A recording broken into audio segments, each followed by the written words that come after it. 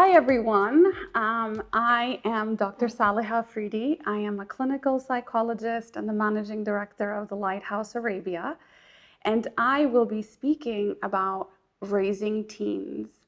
I'm not going to call it how to raise teens because that would just be too, it would be too silly of me to say that because there is a no how-to manual on teens. But I will be just talking about some of the things for you guys to consider as we talk about raising teens in today's world, which is quite hectic with COVID, etc. So a little bit of a background about me. I am a mother of 4 children, 3 of them who are teenagers, and I also have a 5-year-old.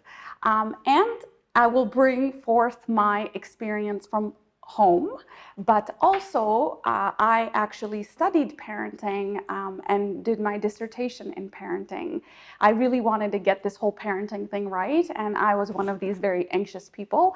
I still am, and so I decided to do my dissertation in parenting because I was gonna get it right, and then I was humbled one child after another by my children to, you can read all the books you want, but they're gonna give you something different. So I will bring that book knowledge as well to you guys because I think it is important because it does give you a good foundation. It gives you confidence because it anchors you, but then each child will teach you what they need. Each child comes with them with a very different spirit, and so that's what we're going to talk about today. Like, how do you bring the best out in your child? Not how do you make your child like yourself.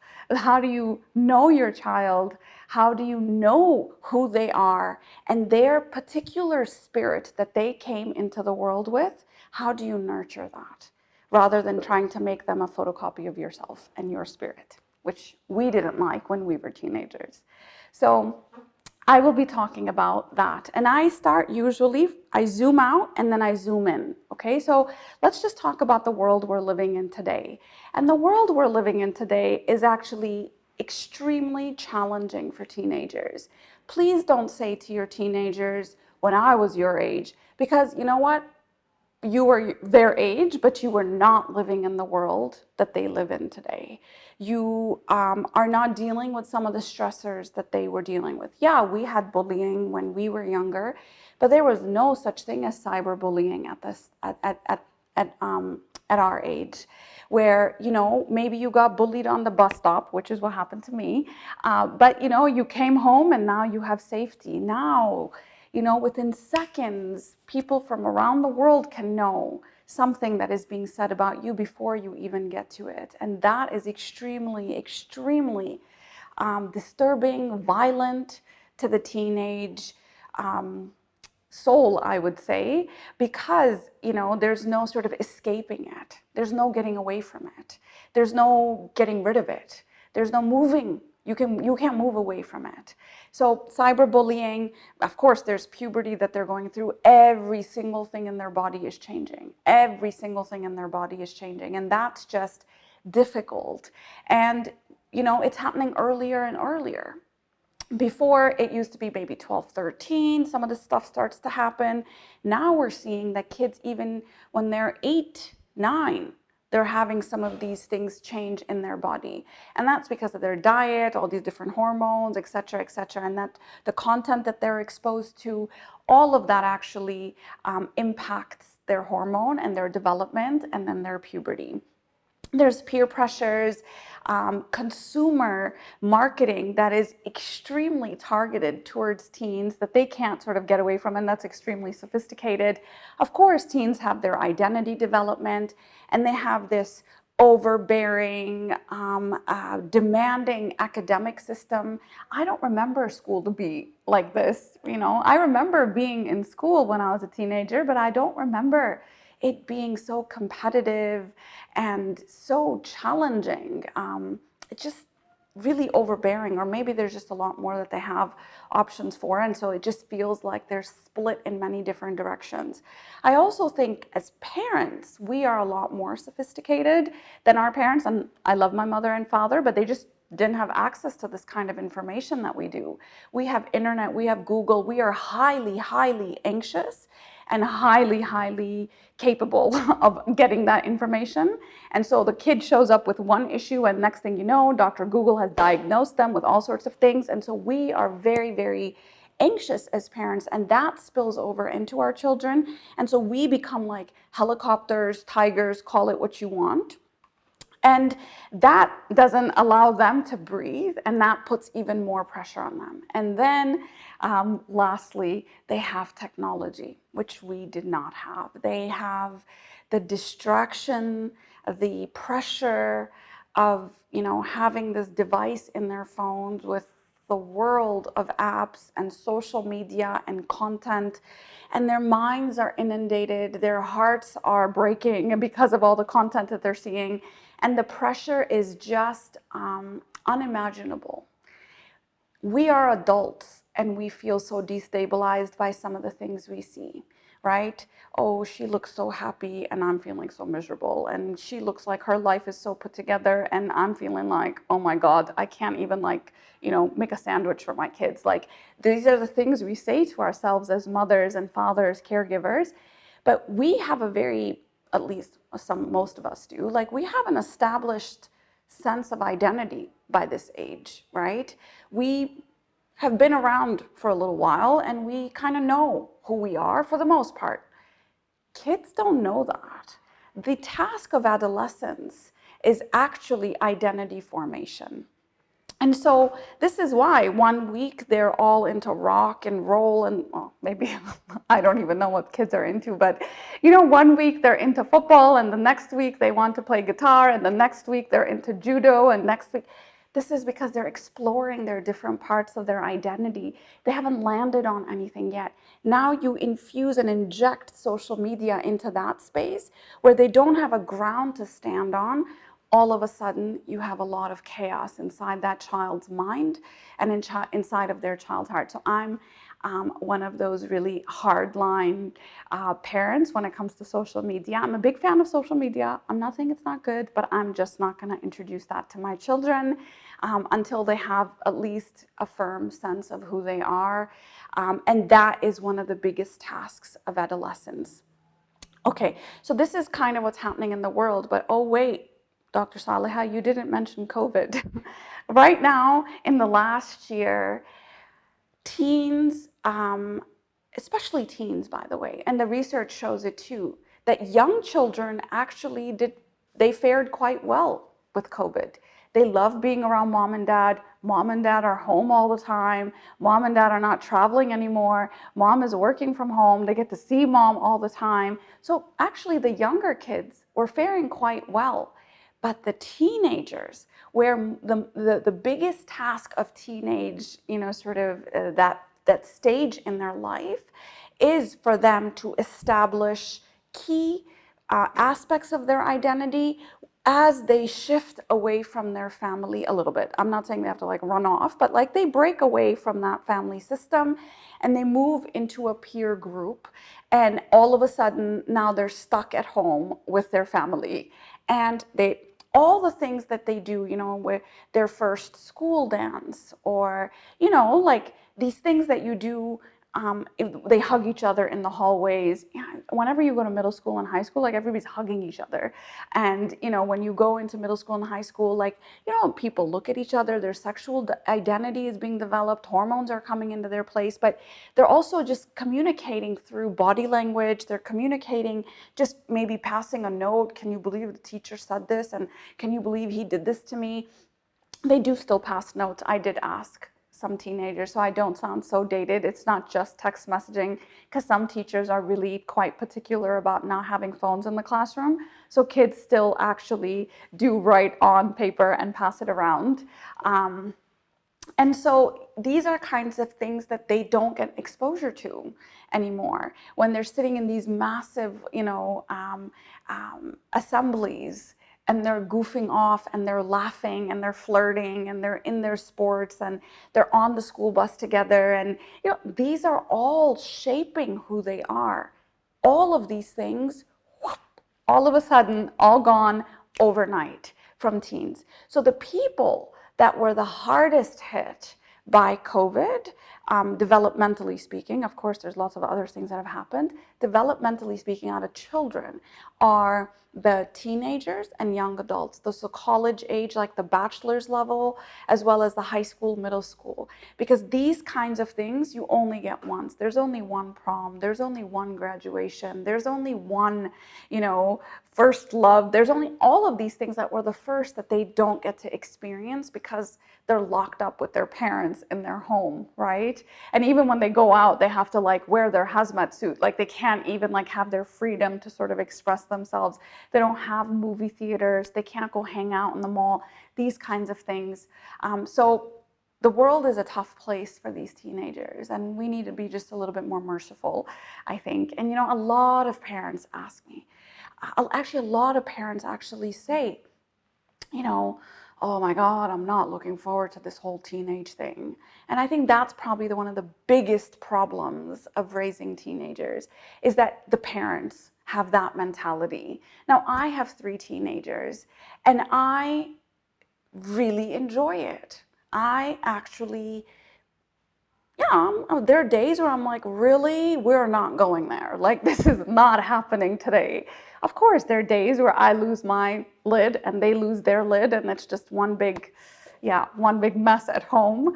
But for the most part, I'm so fascinated by their sense of humor, where this one is different from this one, where this one is different from this one.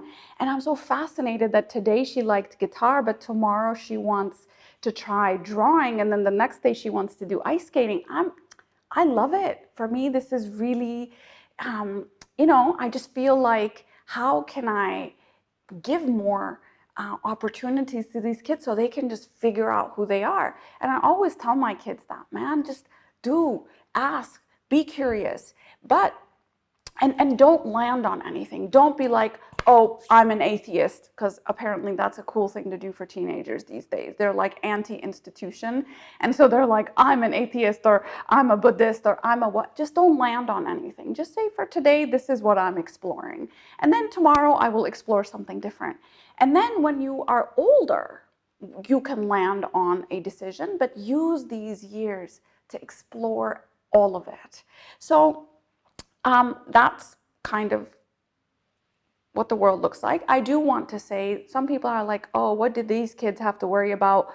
Look at how many luxuries they have, and look at all the good that is given to them. Okay, guys, 1 out of 5 teens, 1 out of 5 children and adolescent young adults are struggling with a mental health problem. Mental illness, a neuropsychiatric issue. I'm talking about depression, I'm talking about eating disorders, self-harming, anxiety, these types of issues, addictions. These are happening for teenagers. And 50% of those are actually by the age of 14.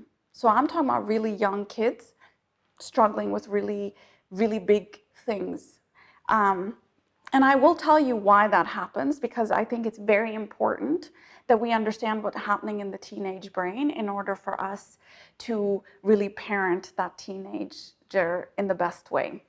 So, and then 3/4, so 75% of them do happen by their early 20s. So majority of the world that you see, the adults that you see with neuropsychiatric issues or mental health problems, 75% of those issues had already started by their early 20s. So it's a very, very vulnerable and sensitive age. And you put in all this pressure at that vulnerable and sensitive age, and you unleash and unlock all sorts of genetics that you might actually have within your family, such as anxiety or depression.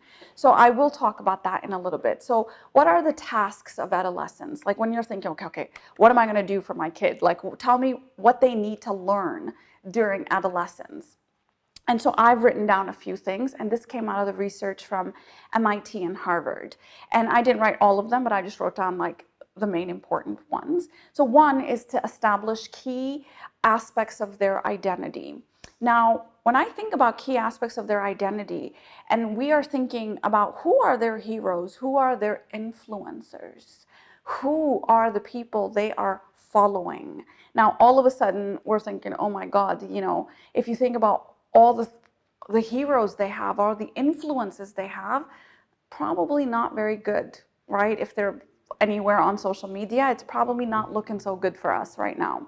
So they have to establish key aspects of their identity. They have to meet the demands of increasingly mature roles and responsibilities. So they're in this middle land. They're no longer a little kid where mom is organizing everything, dad is organizing everything, and they're no longer an adult where they're free to go off and do whatever they want. They're somewhere in that middle, but it's a weird place. You're kind of like in the middle of the bridge or in the middle of the road, and so you don't know like what's going on with you. So it's a very confusing and destabilizing place, but they have to find their way on that bridge. They have to find their way in that middle passage. The third thing is they have to renegotiate their relationship with parents. This is where teenagers start to rebel, and this is where parents lay down the law, and this is where we lose the relationship. Their job is to renegotiate their relationship with the parents, and we need to find a way to make that easy for them. We need to find a way to loosen our grip, don't let go, loosen the grip where we are not hovering over them and we're not, hey, eat this, don't do that, dress like this, don't do that. Like, we can't be micromanaging them anymore. And I think about parents. For example, the parent I am for my 5-year-old is going to be different from my 12-year-old, which is going to be different from my 13-year-old, different from my 15-year-old. And the way I would think about it is that when they're really little, they need managers. They need like micromanagers. The younger they go, the more micromanage, we need to do. We eat this, smash it like this, cut it up like this. And as they get older, we need to be a little bit more like a coach. And then as they get older, we need to be a little bit more like a mentor and, and an advisor. And an advisor is not going to be like, hey, do this, do that. A coach doesn't say, do this, do that. The coach might say, hey, listen, I was noticing that when you were at dinner, you were really quiet. Like, they just reflect back the play and say, what's going on with that? And how can we get you to be a little bit more of whatever you're working on. And so coaches have a very different way of approaching things. So they do have to renegotiate their relationship with the parents. They also have to identify personally meaningful values. This is where all of a sudden, they're into like, all sorts of political views, moral views, religious views that might be against yours. This is okay. Let them explore it a little bit. You stay grounded and truthful in your truth and your values, and you can't force them into a place. You do have to coach them into a place, but you can't force them because they will just try to break free even harder. They have to develop perspective taking, understand and express their increasingly complex emotional experiences. It's tough out there. And then develop and apply new coping skills in areas such as decision making, problem solving, and conflict resolutions. So these are all the things they have to do in teenage. We're preparing them for adulthood. Remember that. Teenagers is the middle passage between childhood and adulthood. In this middle passage, they got to learn and skill up on everything they're going to do as they go out in the world. And if they just sit around playing video games, not going to prepare them for the real world at all. So we do need to coach them out of that space a little bit. So how are we on time? Are we good on time? Yeah. So I'm just going to speak 10 more minutes, and then maybe we can take some questions after that, okay? So let's just try to understand a little bit about the teenage brain. Now, I recently had a mother call me and they're like, oh, my kid is acting like I don't even know who he is anymore. I don't know who he is anymore. That would be really normal. You shouldn't know who he is anymore because he's growing and he's changing. You should say, I am curious about knowing who he is rather than I want him to be the same as he was when he was 7 years old. Because what are you really saying? You've changed so much. Well, I hope so. I hope he's not the 7-year-old when he's 14 years old. I hope he changes. And so think about some of the things you say. You probably sound like your mother or father, which doesn't make any sense because some of the things they said actually didn't really make sense because it was like, I'm supposed to change. You want me to change. You want me to question. You want me to stand up for my truth. But then you tell me to stand up for stand up for what you believe rather than what I believe. Stand up for yourself. I am, but not against me. not so much. So anyways, I think some of the things we say to kids actually don't make any sense. But, and so let's say, so a lot of what we have believed to be teenage problems, their hot temper, their decision making, oh my God, like what were you thinking? Were you not thinking? How about you use your head? All of these things that we say, a lot of that stuff we used to put on to hormones, because they do have surges of these hormones coming in, testosterone and estrogen and all of that. All of that stuff is coming into play in adolescence. But what we found in the last, we would say maybe 40 years, is that a lot of what we were just putting on to hormones is actually the brain. It's brain development that is happening. So there are two windows of sensitivity and windows of opportunity in a child's life. This is when the brain goes into overhaul. It is under major construction, okay? So that first window is 0 to 3. It is a very important time in a child's life. They're picking up on all sorts. I mean, look at how much they grow in those 3 years, right? All the things they're taking on, all the things that they're doing, all the things that they're being exposed to, all the things that they're having to physically, mentally, emotionally cope with when they're 0 to 3. And then the next window of opportunity is adolescence. Now, adolescence can be, I mean, people have all sorts of definitions about adolescence, but I would say probably anywhere between 12 to 17 is when it's really going down in the brain.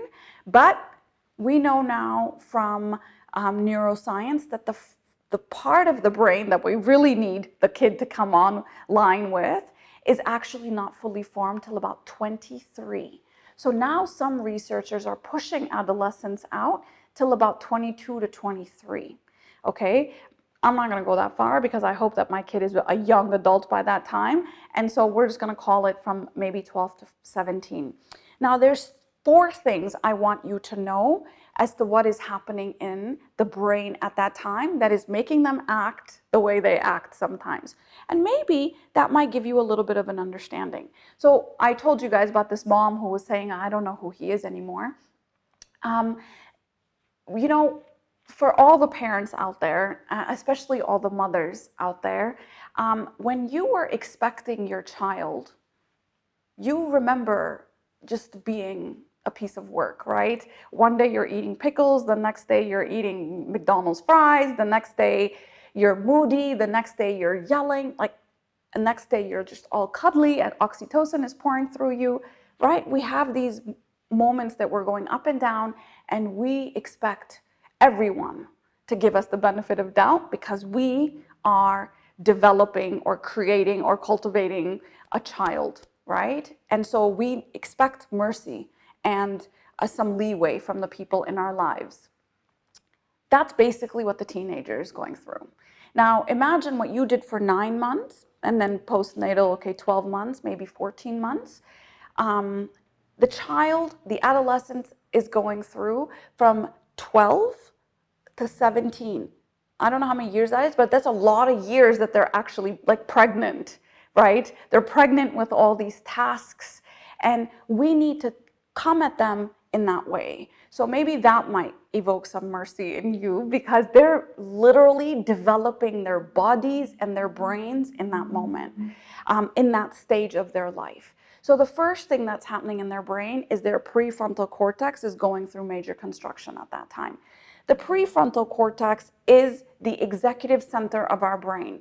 Everything good that comes out of human beings usually comes out of our prefrontal cortex when it comes to decision making, when it comes to our impulse control, when it comes to controlling our emotions, controlling our decisions, not saying things that we don't really mean, all of that. This is the thing where you don't grab the food off of the, the restaurant, the table next to you, even though it looks really good and you're really hungry. Guess what part of that brain that is? That is your impulse control, executive center, frontal lobe. So the prefrontal cortex is going to be very important.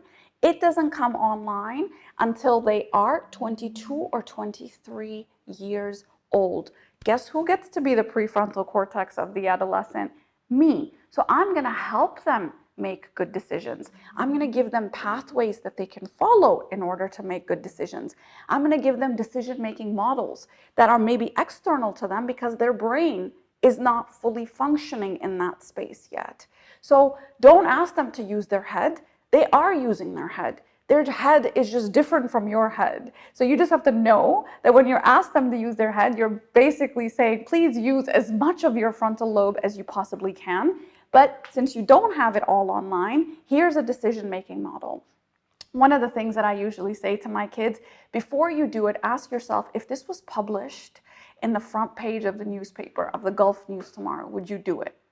Usually that guides them in the right direction. So that's like my one question. Just ask yourself, would you want this published in the newspaper? I don't even say, would you want me to know about it? Because maybe they don't care if I know about it. But would you want the world to know that you did this? If you don't want the world to know you did this, don't do it. That actually is a good gauge in that sense. So prefrontal cortex, give them decision-making models. You can look it up on Pinterest. There's all sorts of stuff on decision-making models. The second thing you want to know about the teenage brain is that there's a lot of pruning going on. Imagine a hedge, right? And you prune the hedge. It literally is getting rid of synapses, neural connections that are not being used. And this pruning can get intensified by stress. So we don't want to overstress the teenage brain. Some of the things we ask them to do, like, take it easy, guys. I even told my kids, guys, I want you to get through school. I want you to make the most out of this year because my kids are online right now.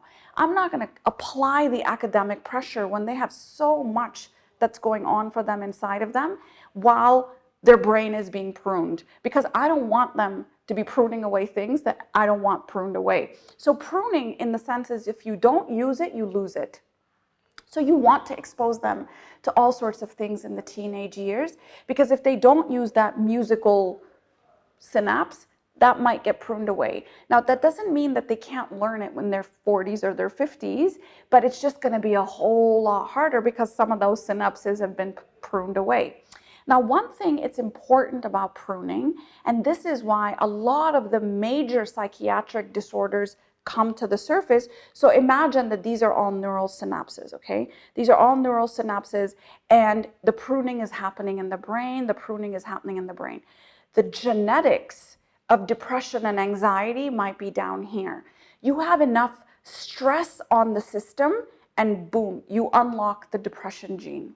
Now, we know from epigenetics that just because I am genetically predisposed to depression does not mean I will have depression. Just because there is heart disease in my family doesn't mean I will have heart disease in my family or in my body, because there is a stress diathesis model. If you put enough stress on the system, you then unlock the gene, and then out from the pruning comes depression and anxiety, okay?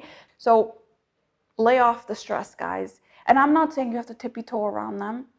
It's high expectations, high support. I expect the best manners. I expect my kids to have, a bedtime. I expect no technology in their room. So there is a rule and a system that we follow in my home. But I'm not going to try to apply all kinds of crazy pressure on them, not during these very sensitive years when they're very confused and lost. So that's the second thing. The third thing, which I already mentioned with the second thing, which is what I usually end up doing, which is you use it or lose it. So you want to expose them. The synapses you exercise are the synapses you keep. So expose them to lots of things, okay? Get them curious about lots of things. Don't have them hone in, oh, he's a football player, he's the football player, you just focus on football. No, don't do that. Like, maybe he wants to play instruments, maybe he likes art, maybe he likes music, I don't know. But expose them to lots of different things and not hone in on their major in college when they're like 12 years old. Like, they don't need to be studying only biology because you want them to be a doctor. Like, that's just not a good thing to do during adolescence. And then the last thing you need to know about the brain, which might help you understand some of these like hot flashes that they have, is that imagine that there's a pipe, okay? And each synapse that you have in your brain has a coating around that pipe, and that's called myelination. So the myelin actually coats the pipe, and the pipes that are coated, the synapses, the neural circuits that are coated, this makes them communicate a whole lot faster. So these are nerve fibers that are covered with myelin, okay? And this makes them transmit signals a whole lot faster in the brain. Now, one of the circuits that is actually getting this coding during adolescence is the emotional regulation circuit. So all of these emotional regulation circuits are being coded in that moment, and these hot flashes of anger that you see, that's probably because something happened in their brain that is being coded, and they're having these outbursts. And then the next minute, they're like, oh, mom, what's for dinner? And you're like, oh my God, what just happened? You're having like these bipolar moments where one moment you're this and the next moment you're on the other pole, which is like completely like, super kind, loving child. And you have these bursts of anger. Myelination is the word you want to remember. So those are the things that are happening in the brain, and those are the things you want to remember. And remember, when you don't have mercy for your child, just remember how you felt when you were pregnant, and how exhausted you were, and how tired you were. We also know, which is something, and maybe someone from like the school system will hear this, that we know now from science, we know it, and we are still archaic and old school in our thinking. Some people in the world have caught on and gotten the memo, but the memo is that the teenage sleep cycles are different. They actually sleep later. It's like pregnant women, really, truly. Like, when all of a sudden in the daytime we're so tired, and then at night we're all of a sudden super alert, like that would just happen, right? Well, this is the same thing that the adolescent goes through. So their sleep cycles are a little bit later, and they want to sleep in a lot more. Their body is under construction, but this whole idea of them starting school at, I could use some words that I shouldn't, which is really early in the morning, is really ridiculous, because we know from brain and neuroscience and physical biological sciences that their body and their brain develops differently and is on a different clock. So please, the school system, get the memo. But until then, they need their 12 to 14 hours of sleep. You've got to guard their sleep. So that's what I have for that. So I think I've said a whole lot of things to you guys, and I would be very happy to take some questions right now. The one thing, people are like, okay, great, now you told me what's going on in my child, what's going on in his brain, how do I raise my child, right? I think the most important thing for you in this moment, as you think about your teenager, is be their friend, and I'm not saying be their friend. You are the parent. You've got to dictate the law. It contains them. It gives them a system to follow. Imagine if you went to a country and you rented a car, but in the car, on the road, there were no road signs, there was no police, everybody was driving like crazy. It would be chaos, right? That's why the kids need a system. And so we need to give them that system, but communicate that in a way that you would to a friend, in a friendly way. So don't be their friend, be friendly with them. Be curious about them, wonder about them. Don't try to come at them with this lens that they are doing something wrong. My lens for my child, and I fundamentally believe this, no matter what kinds of crazy things they do, because I was a crazy child in my teenage years, I was, maybe I just, I felt so misunderstood when I was a teenager. My heart was so good, but I just did things that were completely anti the system and, against what my mom had, sort of laid down as the law. And that was just me saying, I am different from you. I am wanting to do different things than you. So I think it's very important that we give them a little bit of room and we be curious about them. We have the system in place, but we don't hold on so tight. We don't come at it with a lens. If someone talks back to you, instead of saying, you're so disrespectful, unhelpful completely, right? I would really wonder about that child, because fundamentally and inherently, I believe my child is good. My child has a good heart. So if in this moment he is acting disrespectfully, what is he communicating to me? Is he frustrated? Is he overwhelmed? Is he having one of his like hot flash moments? Is he exhausted? Is he being bullied?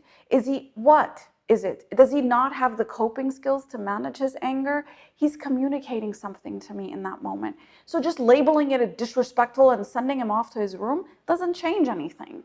And so I would really be curious about that. That, you know, I know you love me and I know I love you, but there's an interaction that happens between us. And it can just get so hot and tense. What is that about? What's going on? And if you come at them like that, they open up like that. But if you come at them with the lens that they are like, you know, 14-year-old demons, they're going to act like that too. So for me, the mindset of the parent, the heart set of the parent is so absolutely crucial to raising children. If my child acts out of line, my first line of thought is, what happened? Why is that? I'm confused. I'm really confused because that's not like him. That's the line I take. And then I'm very, very curious about it. Of course, I will always, once we've processed and we've labeled the feelings and we've talked about this stuff, there will always be a boundary I will draw. We're not going to have that screaming and shouting in this house. Like, we've got to find healthier ways to express your anger. So what are you going to do differently next time? Because I get it, you were super, super angry. And I'm glad you were angry. Like, someone crossed your line, man. They crossed the boundary with you. Like, they really hurt you, and that's okay. You were angry. But what are you going to do next time that's going to use that anger to communicate what you really mean, rather than screaming and shouting and like letting all the neighbors know? But then in the end result, nothing changed. Everybody got upset, the energy in the house shifted, but you didn't get what you wanted. So how can you communicate so you get what you want also? So I think this, to me, is the stance that I take. And you know what? It's really interesting. I haven't read a lot of books. I mean, I've read one book which was about the brain, and I really recommend that book, which is called Brainstorm by Daniel Siegel, and he really tells you about the teenage brain. What I love about this book is that there's a part that you read, and then there's, like, in simplified language, the part that the teenager reads. And when you tell the teenager, like, hey man, this is what's going on in you, these are all the different changes, they actually are like, oh, okay, I'm having a moment. And they don't like catastrophize that I'm the devil, you know, like they actually just say, okay, I'm having a moment, I need to go cool off. Once you name it, you can tame it. Once you can name it, you can claim it, you can actually control it. And so kids then start to feel a lot more in control because they know what's happening inside of their brain and their body. So, yeah, that's what I have about that. I can take some questions because I have all sorts of other stuff too, but I will be happy to take some questions now. I think we touched on devices. There's been quite a few questions coming through on how do we set those boundaries with devices? How do we, you know, they're in their room, they're on their phones all day. How do we get them interested in something else? And then how do we draw those boundaries with devices? Yeah, that's something I didn't say a lot of, because that's like a whole other hour, which I would love to do with you guys. But I really feel that these are weapons of mass distraction, and they should be seen as such. And I have a very hard line on this front, probably because I knew too much about this stuff. And I know too much about this stuff where gaming and telephones and social media, my kids don't have access to these things. So they don't have a phone. We do have one phone that they use, but okay, that's just my house. So if you have a preteen and you haven't given the phone, really, really think long and hard before you do. Because I don't know why a child needs a phone with the access to all of these things, right? We worry so much about the world, but then we give them access to the world and then we lock the door and we say, go on in and do whatever you want on there. And there's zero boundaries on there. There's zero oversight on there. There's zero kind of, we don't know what's happening on there. So I just feel like it's not really thought through. So I don't know who came up with this rule that teenagers need smartphones, because I don't know if the social media companies are saying you have to be 13. I find that to be absolutely reckless on their front, because at 13 your world is collapsing inside of you and your identity has to form. Your brain is shifting. Your world is shifting, your relationships are shifting, Everything in your life is shifting in that moment. And then let me just give you a whole bunch of pressure at that point. And then we're wondering why kids are suffering, right? So I don't believe social media should have an age of 13. I believe social media should have an age of maybe 17, right? Before, let them establish some front. And then people will say, well, all their friends are doing it. What should we do about that? And I would say, well, get new friends. And I think if they're really your friends, then they would understand that you're not on social media, actually. I don't know why we are, and what are you teaching your child? Think about that. When you say everyone else has a phone, I want a phone too. This is the value you are giving your child. Everyone is doing it, so you should do it too. Everyone is doing drugs, so you should do them too. Everyone is buying things that they can't afford, so you should do it too. This is the value I'm giving them, and that value is going to go with them through life. And they're going to get them into credit card debt. They're going to be buying things they can't afford. They're going to be doing things that they don't believe in. That's the value I'm giving my child when I say, do what everyone else is doing. So if everyone else is doing it, great. Maybe they don't know what I know. But I have family members that have teenagers with phones. But this is just, they don't know what I know. And I'm just not going to expose you to that just yet. Not yet. And I always say yet because I'm not clueless. I actually do believe that they will get on social media at some point. But you know what? At that point, their defaults will have been set. Their default, for example, we didn't have a lot of TV growing up in my home. We had a television, but we didn't watch a lot of TV in my house growing up. So we developed other habits. And this is why adolescence is so important. Childhood is so important because you set defaults at this time. And then there's like a repetition compulsion that happens throughout your life. This is why if you didn't grow up eating like Korean food, you're not going to all of a sudden acquire taste for Korean food. You just gravitate towards what you know. This is why people who lived in abusive households end up marrying people that are abusive or end up finding themselves in relationships that are abusive. We do what we did and we keep doing it again and again, right? And so I want to establish healthy habits at this time. I know that the brain is extremely prone to addiction in adolescence. I forgot to mention this. Do we have time for this? So the brain is extremely prone to addictions. So there's a chemical in our brain, neurochemical, called dopamine. Dopamine is the thing that shoots off in our brain when we eat chocolate cake. It's the thing that shoots up in our brain when we go buy that thing that we really wanted. We feel so good, right? So in the adult brain, this is my dopamine levels. They can go up and down based on what I eat and what my life experiences are. We can actually lose dopamine and gain dopamine based off of these things. But for the general part, I'm feeling like this. In the adolescent brain, what happens is that the dopamine level drops. This is why they take the risks they do. They drive fast, they're thrill seekers because they're looking for that dopamine hit. But what's interesting that happens in the adolescent brain that doesn't happen in the adult brain is that when they eat that chocolate cake, the dopamine hit. So if my daughter and I sit together at a table, this is our dopamine levels, okay? When I eat that chocolate cake, I get this hit. Ooh, that was so good. When my daughter eats that chocolate cake, guess what? Her dopamine hit is a whole lot higher. And that's why I have yet to meet, in all the years that I've been doing psychology, I have yet to meet a person who did not develop some sort of addiction in their adolescent. It could have been addiction to food. It could have been an addiction to gaming. It could have been an addiction to any of these things. And guys, these things are highly addictive. There's a reason why the lowest tech use in children is in Silicon Valley. In the world, the lowest usage of tech is in Silicon Valley. The people that created the Facebooks and the social medias and the Pinterests and the, Instagrams, they will never let their kids touch this thing. They call it the dopamine feedback loop. Why would I expose my child to that? I can't help it if you let your child do it. They will sit on stage and they will say these things. I can't pronounce his name, but it's a really long name. But he actually said that I am not going to give my kids this bleep because I know how bad this is for his brain. That's it. But he created it. He's the president, the CEO of the company of Facebook. And so the hit is higher, the addiction is a lot higher.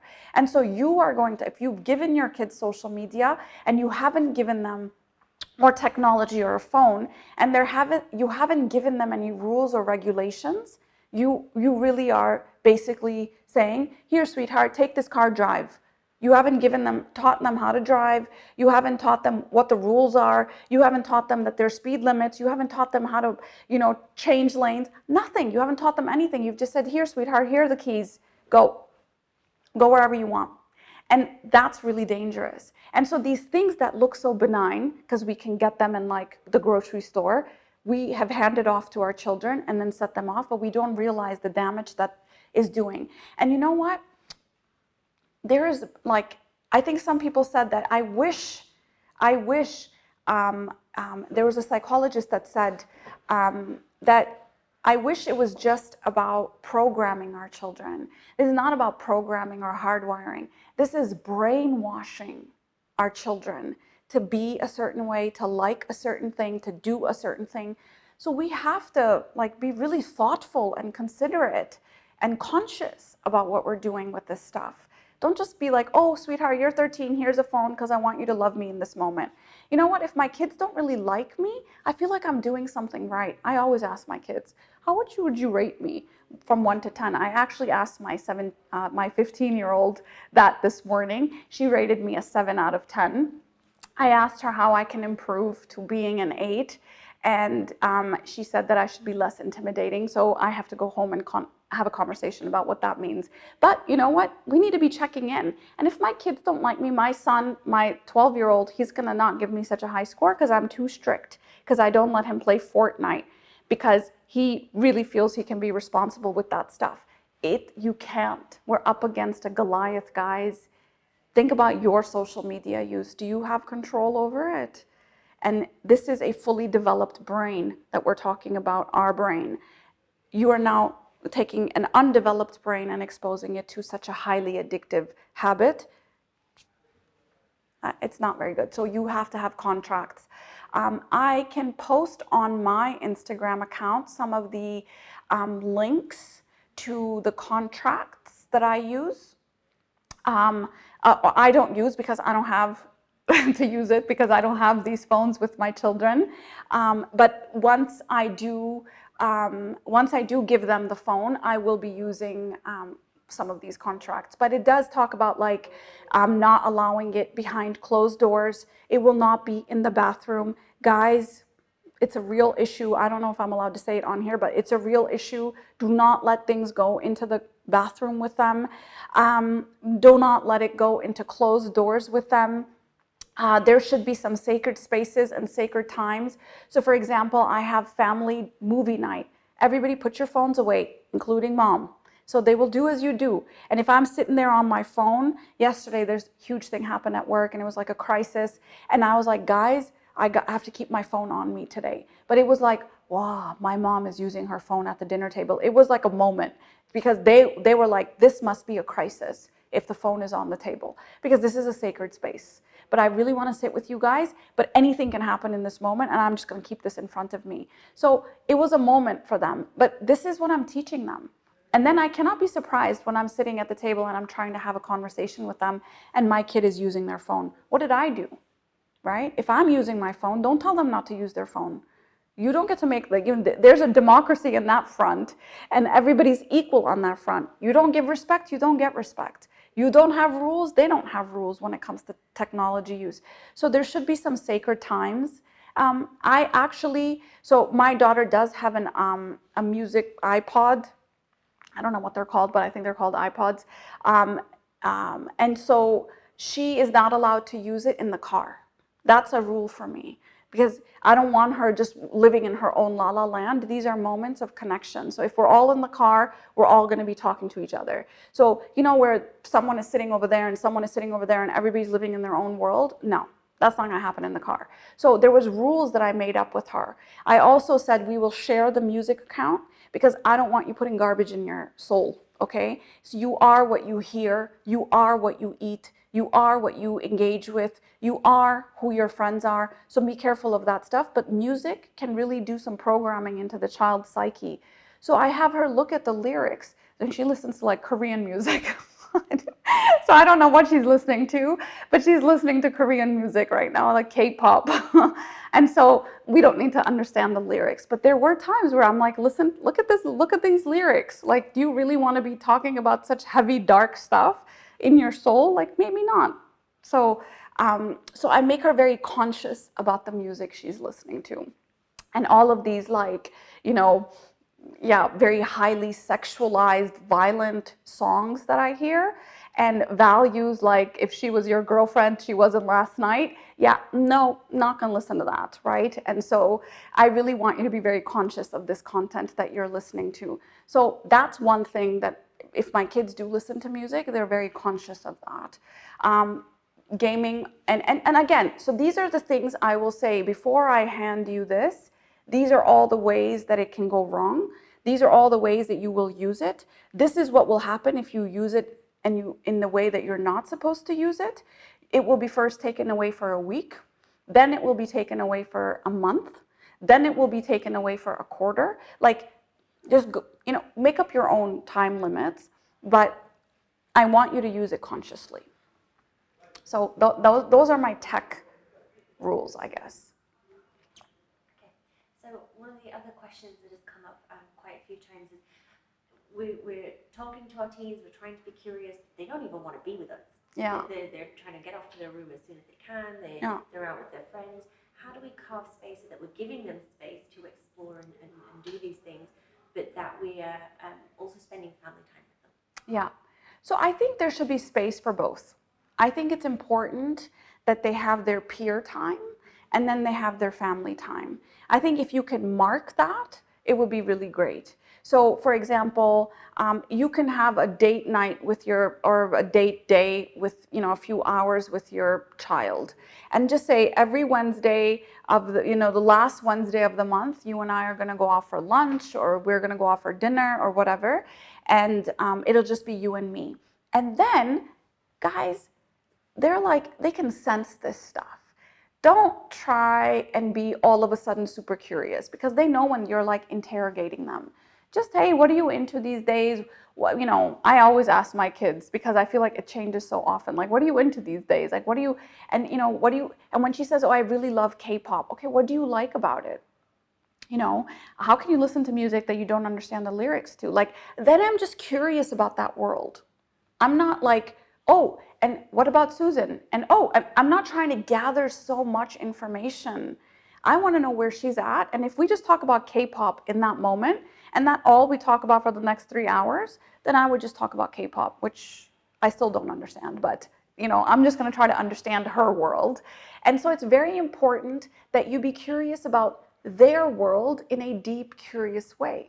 If you are interrogating them, if you move into a lecture, if you move into when I was your age, they will immediately disconnect, right? When I used to work with teens, I no longer work with teens in the clinic, but when I used to work with teens, why did they come and tell me everything about their life? Why did they not tell that to the parents? Because I was just curious, and I was not threatening. And I was like, okay, so this is what usually happens, right? Oh, so what, you know, what do you think about what's happening in the US? Let me just say this, right? Oh, you know, I actually really don't like this political system. Instead of saying, well, you know what? That's the political system of our family, and this is what, no, don't do that. I would actually be like, okay, well, what don't you like about it? And what would you do differently? And if you could, because what happens, for example, kids that might say that, you know, I'm a different religion, I'm an atheist, or I'm a agnostic, or I'm a Buddhist, or I'm a Hindu, whatever. So parents move into this fear-based reaction, and they're like, what? You can't be this religion. This is our religion. And immediately that disconnection happens. So it really, guys, I'm telling you, it is extremely hard to listen. It is not an easy thing to do as a parent. You know, in the Arabic tradition, in the Muslim tradition, they say you will be tested with your money and your children. Why do they say this? Because our ego is most engaged with that. All of our fears about our sense of security, our sense of life, our sense of, all of them are triggered. So most of what we do as parents is a fear-based reaction. That my kid, kid comes home, mom, oh, the teacher yelled at me today. What did you do?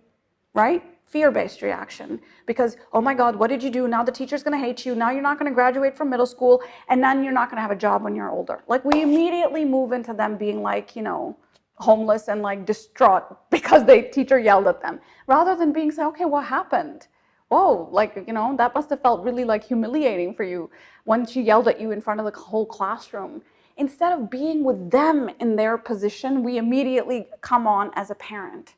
That's very hard to do. And I know I'm just saying this, but trust me, it ain't easy. As a parent, I move into lecture, I'm like holding myself back, like don't move into lecture mode, but just being curious about their life. So you have to be interested in the small stuff if you want them to tell you the big stuff.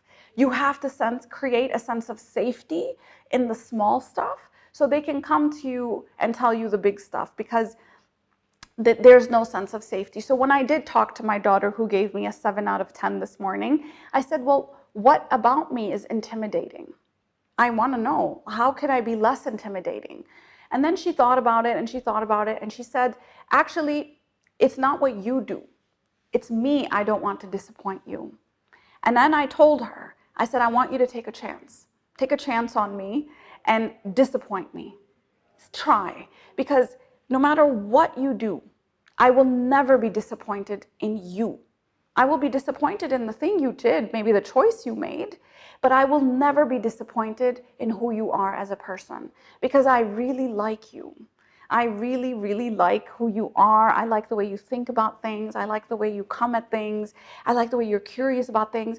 So I will maybe not be happy about that decision you made, but I will never be disappointed in who you are as a person. That would be really almost impossible to do. So I want you to take a chance on me. Next time you think that you want to share something with me, but you don't want to disappoint me, lean in and tell me, and let's just see what happens. And that was our conversation this morning. So take a chance on me, Liana. She doesn't have Instagram, but if she did, I would say this to her.